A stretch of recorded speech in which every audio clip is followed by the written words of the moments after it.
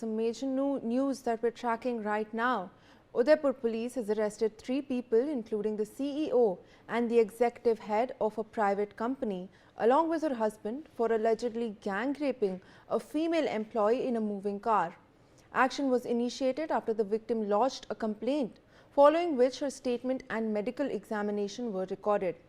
The medical report has confirmed injury marks, which prima facie support the allegation of gang rape. Police are also relying on footage recorded by a webcam installed in a car used during the incident. Based on the evidence collected so far, the company's CEO Jitesh Sisodia, executive head Shilpa Sirohi and her husband Gaurav have been arrested. So let's in fact take a look at the incident. Who are the accused and what role did they play in the case? So I'm just going to go over to that big screen over there and take you through the exact details of this incident as well as the people who are involved in it. So this is the full plot that unfolded. CEO Jitesh Prakash Sisodia hosted a birthday party at a hotel in Udaipur. So this is where this incident in fact began, and it is from here that we are going to see what exactly transpired. The victim accepted a lift home in a car driven by the group. So these 3 people who are involved in the crime, the 3 offered the victim a lift home, and it is inside that car that the incident transpired. According to the complaint, victim felt drowsy or incapacitated, possibly due to spiked drink. So it is while sitting in this car that she begins to feel drowsy and intoxicated, and there is some possibility that the drink was spiked. In the moving car, Jitesh Sisodia and Gaurav Sirohi allegedly raped her in presence of Shilpa Sirohi. So these 3 people who were involved in the incident, and they were all in the car, they were the ones who in fact then proceeded to rape her.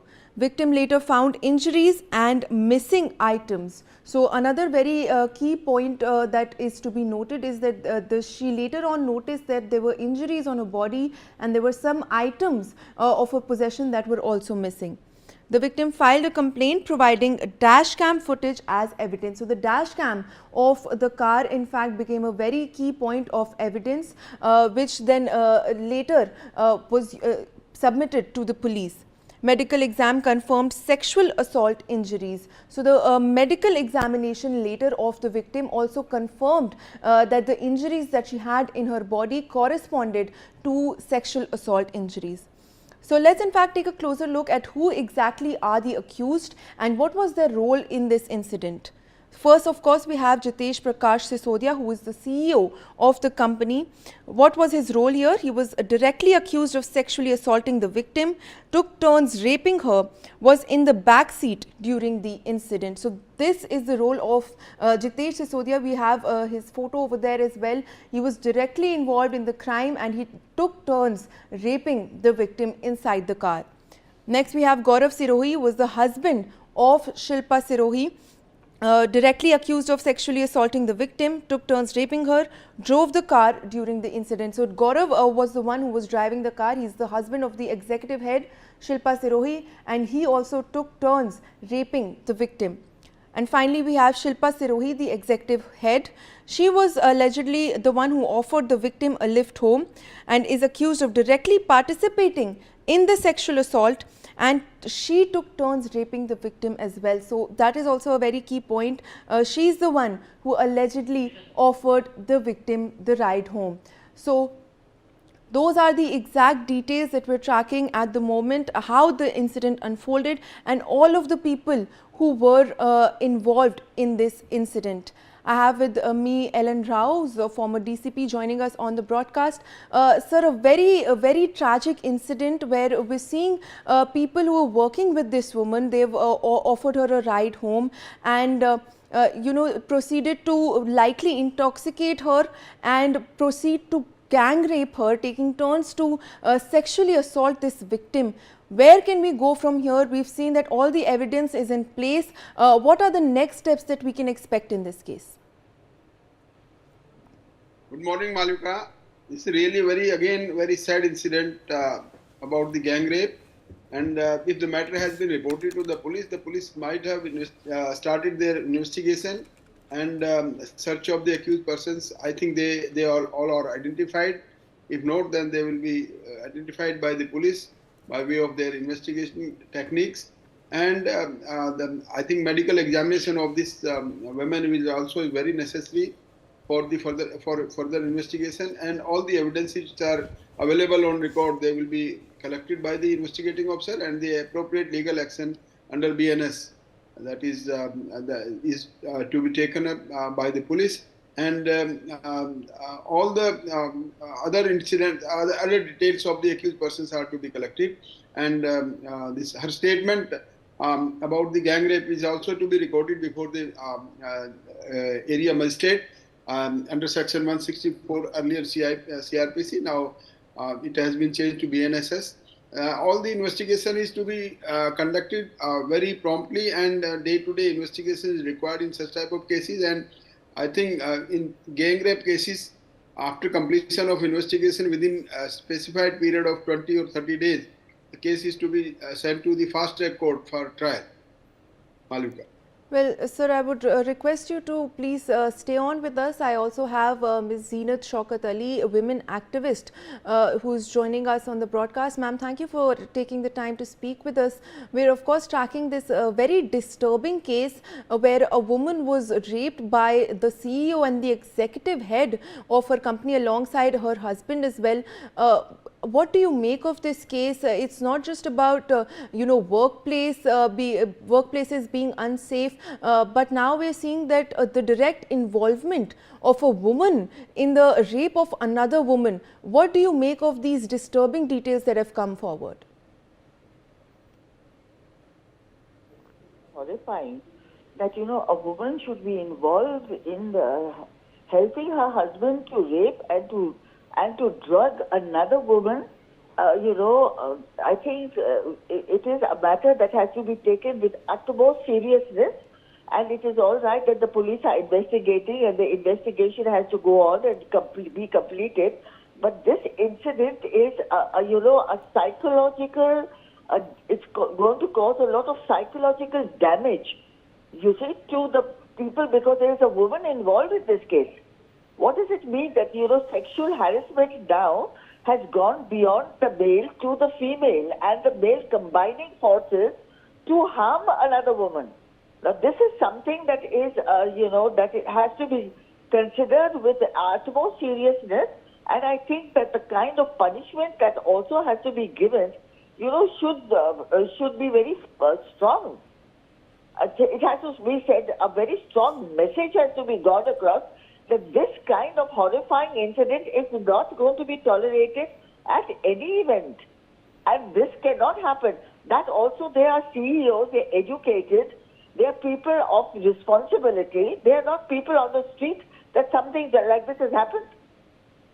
This is, a matter that has to be taken very seriously. It has to be taken with utmost, and there should be no delay. There has to be a fast-track court on it. There should be no delay. Justice delayed is justice denied. One cannot tolerate this. And I think it is one of the worst things that I have ever heard, in all these years that we are studying of what is happening. That there is a woman who is involved, that's also a CEO of a company helping her husband to drug another woman. This is, it's unthinkable. It's completely, I'm absolutely shocked at this.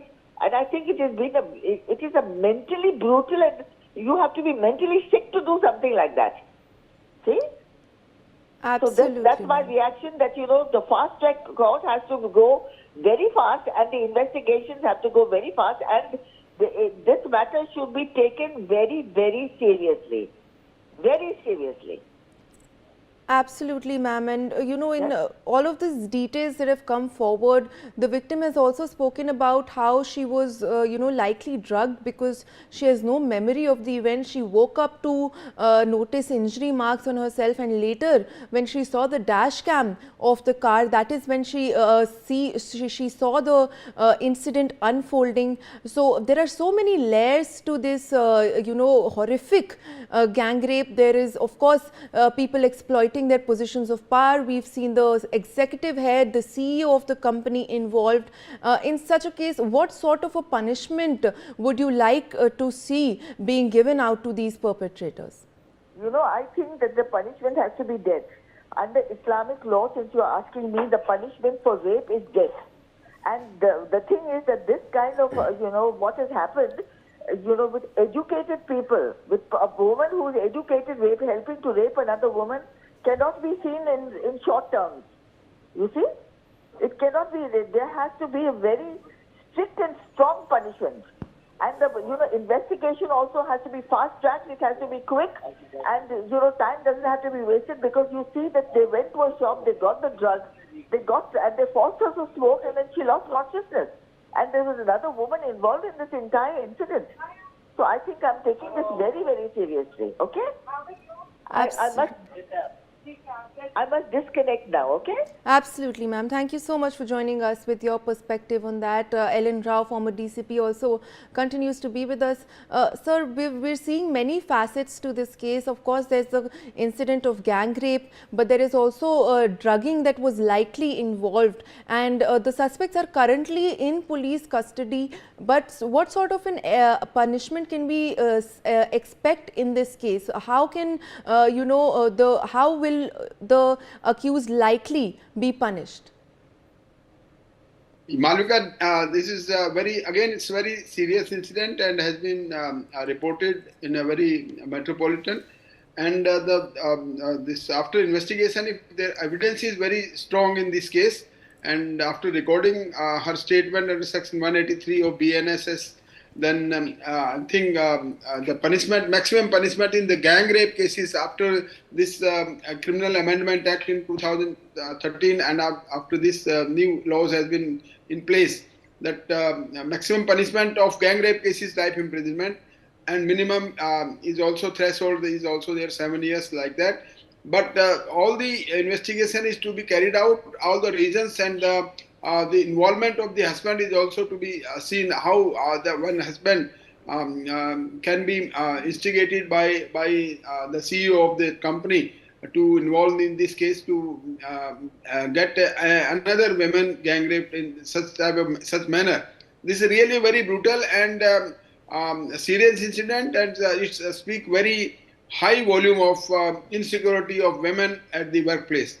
Let us see how fast the investigation is done, and then how fast trial is concluded in such type of cases, because in our country there are fast track courts for such type of gang rape cases itself, but because of the pendency of huge such cases, this fast trial court is also not so fast, and the delivery system of the justice is delayed.